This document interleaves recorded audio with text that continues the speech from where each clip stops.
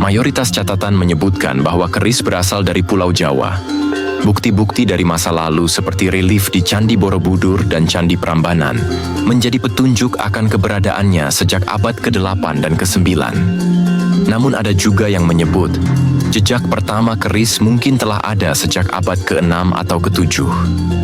Dennis Lombard, seorang sejarawan yang mendalami budaya Nusantara, mencatat dalam bukunya Nusa Jawa, Silang Budaya, bahwa pada masa Majapahit, setiap orang Jawa, baik kaya maupun miskin, memiliki keris.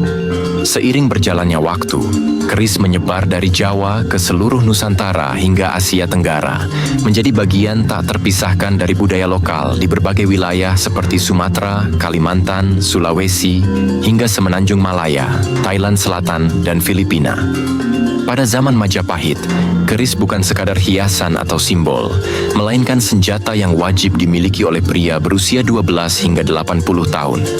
Mereka harus menyelipkan keris di pinggang setiap kali keluar rumah, pertanda mereka siap menghadapi bahaya kapan saja. Seperti diakui oleh Ramli Rahman, keris Melayu itu permulaannya berasal dari tanah Jawa, yakni sejak zaman kegemilangan Majapahit. Sejarah mencatat, seorang empu atau ahli pembuat keris dari Jawa telah datang ke daerah Patani, Thailand Selatan, sekitar penghujung abad ke-15 dan awal abad ke-16. Pada awalnya dulu, Patani merupakan wilayah kerajaan Melayu. Dari Patani itulah, sang empu yang kemudian dikenal dengan nama Empu Pandai Sarah atau Pandai Sarah, mengembangkan bentuk keris yang dibawanya dari Jawa. Empu Pandai Sarah memang seorang empu yang sangat kreatif. Ia tidak terpaku pada keris dari tanah kelahirannya di Jawa. Ia membuat kreasi baru yang berbeda dengan keris di bumi kelahirannya. Bentuk keris yang dibuat oleh Empu Pandai Sarah itulah yang hingga hari ini dikenal dengan sebutan keris Melayu. Bentuk keris yang awalnya dibuat oleh Empu Sarah itu pun kemudian melebar ke seluruh tanah Melayu. Dan nama keris Pandai Sarah hingga hari ini masih sangat terkenal di Semenanjung Malaya.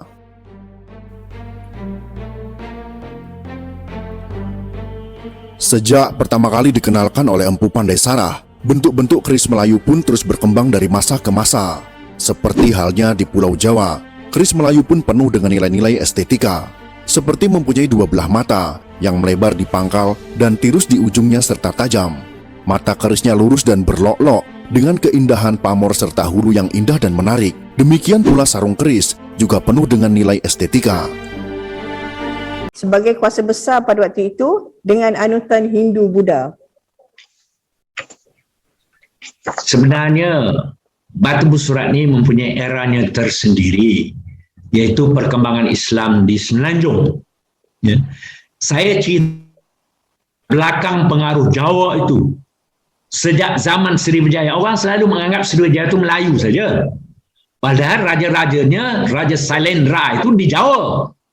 Jadi saya nak menunjukkan pengaruh budaya Jawa itu. Seperti yang dikatakan saudara moderator itu tadi, dia tidak semesti menunjukkan koloni Jawa, tapi daerah budaya Jawa, pengaruh. Sebab bukan saya Terengganu, Pahang, Pakar, Terengganu lah itu, Kelantan pun, bahkan saya tak masuk sebenarnya perbincang mengenai Holotan atau Kelantan itu sama ada ia pengaruh Jawa. Banyak sarjana mengatakan Holotan itu bukan ada yang mengatakan di Kelantan, tapi di Jawa. Jadi kalau dikatakan di Jawa pun artinya ada unsur-unsur pengaruh Jawa itu. Bahkan Allahyarham Abdullah Nakula pernah mengatakan, tak tahu macam mana dia dapat, dia kata Jawakah, Kelantan itu pernah tahu di Jawakah.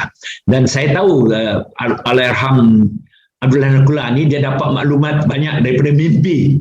Ya, jadi saya tak berapa percaya ni. Itu bukan kaedah sejarah. Tapi walaupun demikian, kita lihat budaya Kelantan. Kita lihat makanan yang manis macam makanan Jawa. Ini membuka ruang pada penyelidik muda. Apa yang saya bicarakan ini ialah untuk mengkaji sejauh mana benar ada pengaruh Jawa di Semenanjung, di daerah pantai timur ini. Elok dikaji. Bahkan tidak cukup kajian dibuat tentang pengaruh Jawa di Kedah pun tidak ada. Orang semua assume, anggap, andai atau dengar-dengar saja, tapi tidak ada kajian.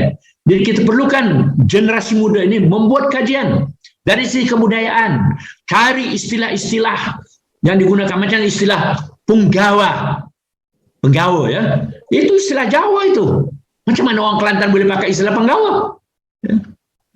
Kena nasi kerawu Jawa disebut nasi kerawu. Dan kita tahu konsonan ba dan wah boleh bertukar ganti.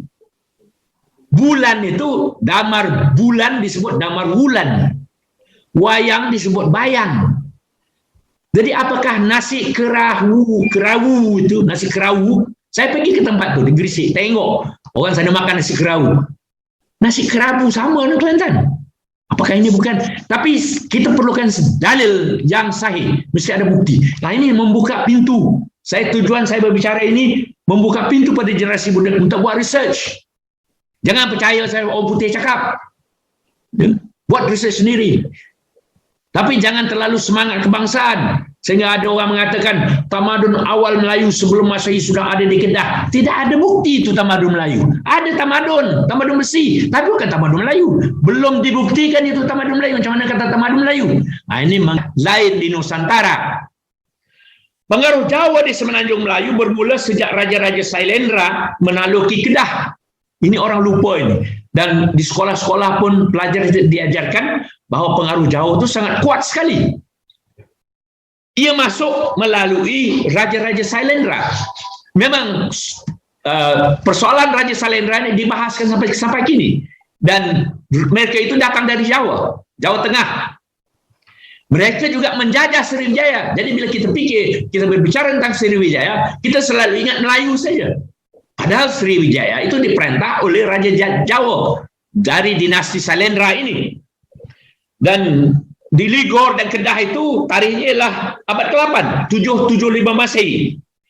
Kehadiran Sailendra, dan Sailendra ini dinasti yang membawakan aliran Buddhis, agama Buddha, diikuti pula dengan dinasti Sanjaya. Ini adalah satu pendapat baru yang dibawa oleh Profesor Dick Kasperis. Sanjaya ini Hindu, Shivaism, dan ia melahirkan kerajaan yang berikutan dengan yang menyusuli kerajaan Sailendra tadi, iaitu Mataram Purba. Mataram Purba diikuti pula oleh Singasari pada abad ke-13. Jadi sebenarnya pengaruh Jawa kuno sangat meluas di luar Pulau Jawa. Bahkan perkataan Nusantara itu sendiri istilah yang dipakai bila orang berbicara dari Jawa. Jawa melihat luar itu Nusantara, pulau-pulau, antara pulau-pulau atau persekitaran pulau-pulau. Menurut Krom, ahli sejarah purba yang menulis dalam tahun 31, dan Vogel 1919, Sriwijaya diperintah oleh Raja-Raja Sailendra, seperti yang saya katakan tadi, sejak mula hingga ke pertengahan abad ke-8, apabila ibu negaranya dipindahkan ke Jawa Tengah. Satham, seorang lagi ahli kaji purba, menyatakan Raja-Raja Sailendra berasal dari Jawa telah menaluki Sriwijaya pada pertengahan abad ke-8. Tetapi Jordan, seorang lagi sarjana yang menulis pada tahun 1999, dan Colles menulis tahun 2009, menyatakan sejak pada pertengahan abad ke-8 Sriwijaya dan Sailendra adalah satu, yaitu mereka menganggap Sriwijaya dan Sailendra yang bertapak di Jawa itu adalah satu kerajaan kerana kewibawaan Sailendra itu. Sriwijaya diperintah oleh dinasti Sailendra di Jawa Tengah, dan kemudiannya sekitar